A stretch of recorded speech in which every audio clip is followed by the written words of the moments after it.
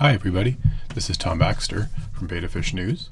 We're going to go over the subject today, betta fish not eating food. So why isn't my betta eating?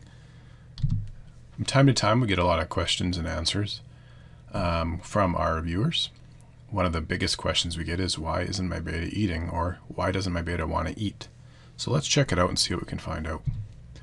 If you want to showcase a picture of your pet, just send a quick email to bettafishnewsclub@gmail.com. We'll add you to our boards, Friends of Betta Fish, along with your name and the name of your pet and the picture. You'll also be entered into our monthly draw prize contests, and we'd love to have you on our mailing list so you know all the best deals and info for betta fish. So why isn't it eating food? The most important thing that we can have at our disposal right now is information. So we want to have an accurate journal and mark down what we're feeding it, water temperatures, water cleanliness, if the betta's eating a little bit, a bunch. We need notes, we need some information to start. This is important whether we do it ourselves or call in a pro to help us. So I want to watch and report the betta around feeding time. Is it eating a little bit? Is it eating a bite and then stopping because it doesn't like the food? Is it not eating at all? Does it look like it's disoriented? Are the other fish around distracting it? These are important details. If it's eating a little bit, that's different than if it's not eating at all. If it's sitting there at the bottom, that's different than if it's swimming around. So we want to make sure we really can document it. This may be a good time to quarantine the fish as well.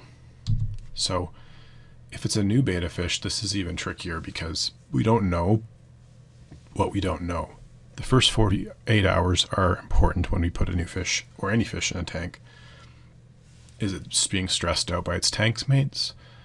We need to really make notes and make sure that this betta is acclimatizing correctly. So it might be a good idea to have it on its own to observe its habits before we put it in the tank. If it's laying at the bottom, this could signify it's sick. Bettas are top feeders, so they usually hang out at the middle or top of the tank. So it could be constipated, sick. It's cause for concern. So we might want to put it in its own tank. The tank conditions can really affect a betta's health and appetite. Is the tank warm enough? Does it have a heater? Is the tank clean? Do we see a lot of little white detritus worms? There's a great article we did on these detritus worms. We'll put the link in the video here at the bottom. It pays to play detective and find out the clues to the tank. Is it not eating pellets?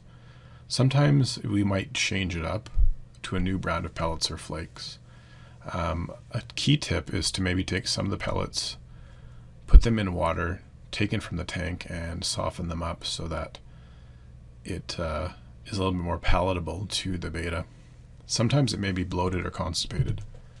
So a diet, we want to go back to basics. Have we been feeding them the same thing and no variety? Because that's also not a good thing. Bettas like pellets, flakes, live or frozen prey like bloodworms or other things. Does the fish look bloated?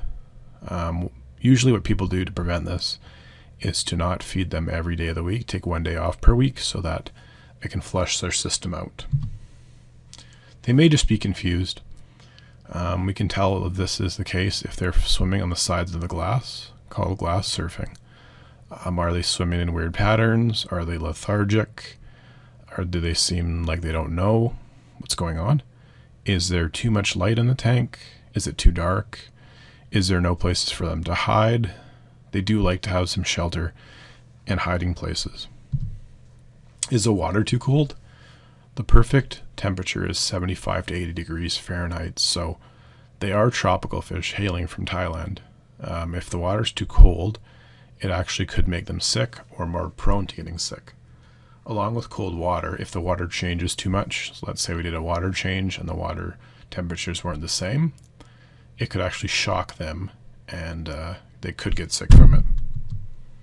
So the statement isn't meant to freak you out, but it is a possibility they could be ill if they're not eating. So we want to take a step back and take it seriously.